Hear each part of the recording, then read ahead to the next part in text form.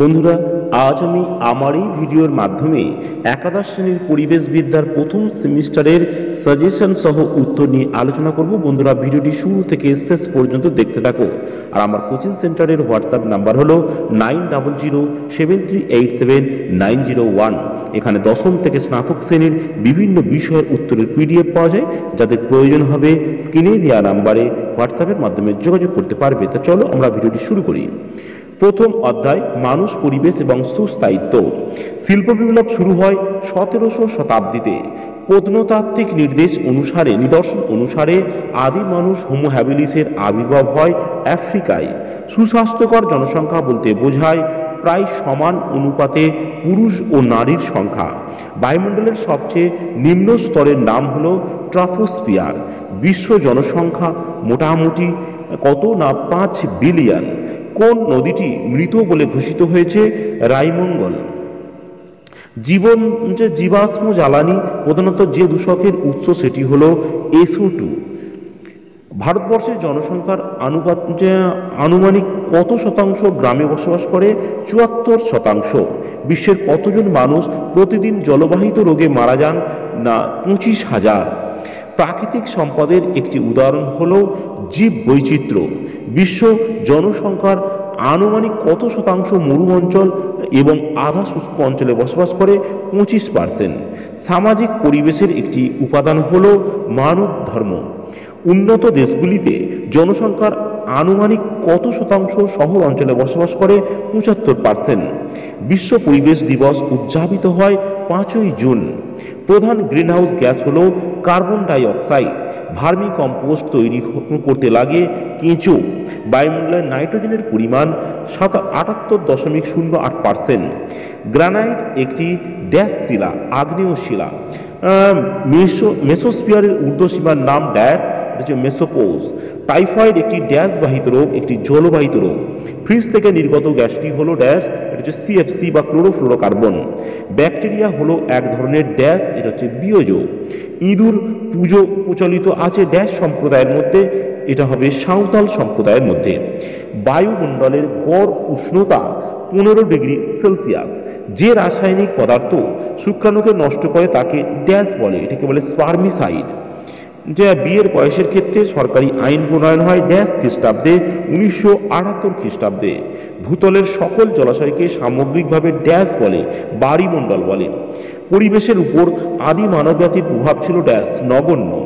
সূর্যালোকে থাকা ক্ষতিকারক রশ্মি হলো ড্যাশ, এটা হবে ইউভি রশ্মি বা আল্ট্রাভায়োলেট রশ্মি। বায়ুমণ্ডলের সর্বনিম্ন স্তরের নাম ট্রপোস্ফিয়ার।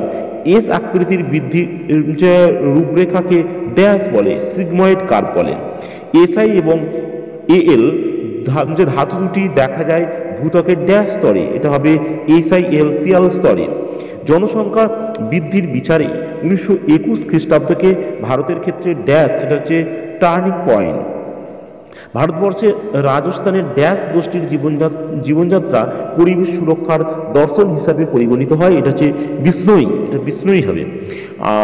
ভূত্বকে যে মৌলের উপস্থিতি সর্বাধিক তা হলো অক্সিজেন। হোমো স্যাপিয়েন্স নামক আধুনিক মানুষ ড্যাশ বছর আগে পৃথিবীতে আবির্ভাব ঘটে? 13 লক্ষ বছর আগে। বায়ুমণ্ডলের ড্যাশ স্তরে সর্বনিম্ন তাপমাত্রা পরিলক্ষিত হয় মেসোস্ফিয়ারে। পারমাণবিক বোমা তৈরিতে ব্যবহৃত হয় প্লুটোনিয়াম 239। পৃথিবীর ওজোন স্তরের সবচেয়ে বড় গহ্বর ড্যাশ আকাশে দেখা যায়? আন্টার্কটিকার আকাশে দেখা যায়। জু প্লাঙ্কটন হলো এক ধরনের ড্যাশ, প্রাথমিক খাদক। বর্তমানে পৃথিবীর সর্বাধিক জনসংখ্যা বিশিষ্ট দেশ হলো ভারত। ভারতে মোট জনসংখ্যার আনুমানিক ড্যাশ শতাংশ গ্রামে বসবাস করে, 74%। নিম্নে প্রদত্ত ড্যাশ গচ্ছিত সম্পদ সর্বাগ্রে নিঃশেষিত হবে, এটা হবে তামা। তৃতীয় বিশ্বে ড্যাশ মানুষ দারিদ্র্য সীমার নিচে বসবাস করে? 120 কোটি মানুষ। ড্যাশ শতাব্দীতে শিল্প বিপ্লব শুরু হয়? 18শো শতাব্দীতে। পৃথিবী থেকে প্রতি বছর আনুমানিক ড্যাশ আয়তন ক্রান্তীয় বনাঞ্চল বিলীন হয়ে যাচ্ছে, এটা হচ্ছে 110 লক্ষ হেক্টর। পরিবেশের উপর আদি মানবজাতির প্রভাব ছিল ড্যাশ, এটা হচ্ছে নগণ্য। মানুষের স্বাস্থ্যের চাবিকাঠি নিহিত রয়েছে মূলত তার ড্যাশ মধ্যে, এটা হচ্ছে পরিবেশের মধ্যে। মিনামাটা রোগ সৃষ্টিকারী ধাতব উপাদানটি হলো পারদ। জলের সুস্থায়ী ব্যবহার ও সংরক্ষণ ব্যবস্থাকে বলে নীল বিপ্লব। পরিবেশের জল ও মৃত্তিকা হলো ড্যাশ ভৌত উপাদান। জন্মহার মৃত্যুহার ড্যাশ, এটা হচ্ছে জনসংখ্যা সূচক। ভৌত পরিবেশের প্রধানতম উপাদান হলো মাটি। সামাজিক পরিবেশের অন্যতম উপাদান হলো সংস্কৃতি। পরিবেশের যথার্থ অর্থ হলো যে মানুষের চারপাশে সজীব ও নির্জীব উপাদান। ভূপৃষ্ঠ থেকে 90 কিলোমিটার উপরে অবস্থিত বায়ুমণ্ডলের স্তরটির নাম বিষমমণ্ডল। যে সকল খাদক শ্রেণী গৌণ খাদকের উপর নির্ভরশীল তারা হলো প্রগৌণ খাদক। অশ্বমণ্ডল বৈশিষ্ট্য হলো যে সীমা ও শিয়ালকে একত্রে লিথোস্ফিয়ার বলে। বন্ধুরা, এই ভিডিওটি তোমরা দেখে নাও, আমি পুরোটা পড়ছি না। উত্তরের পিডিএফের প্রয়োজন হলে স্ক্রিনে দেওয়া নাম্বারে হোয়াটসঅ্যাপের মাধ্যমে যোগাযোগ করতে পারবে। এখানে প্রথম অধ্যায় এবং দ্বিতীয় অধ্যায়, দুটি অধ্যায় তোমরা উত্তরের পিডিএফ আকারে পেয়ে যাবে মাত্র 100 টাকা গুগল পে, ফোনপে অথবা পেটিএমের মাধ্যমে স্ক্রিনে দেওয়া নাম্বারে পেমেন্ট করে পেমেন্টের স্ক্রিনশট হোয়াটসঅ্যাপে পাঠালে সঙ্গে সঙ্গে সম্পূর্ণ টাইপ করা উত্তরের পিডিএফ মোবাইলে পৌঁছে যাবে। সেখান থেকে তোমরা প্রিন্ট করে নিতে পারবে। আজ ভিডিওতে এই পর্যন্তই। ততক্ষণের জন্য সকলে ভালো থাকবে। দেখা হবে পরবর্তী ভিডিওতে।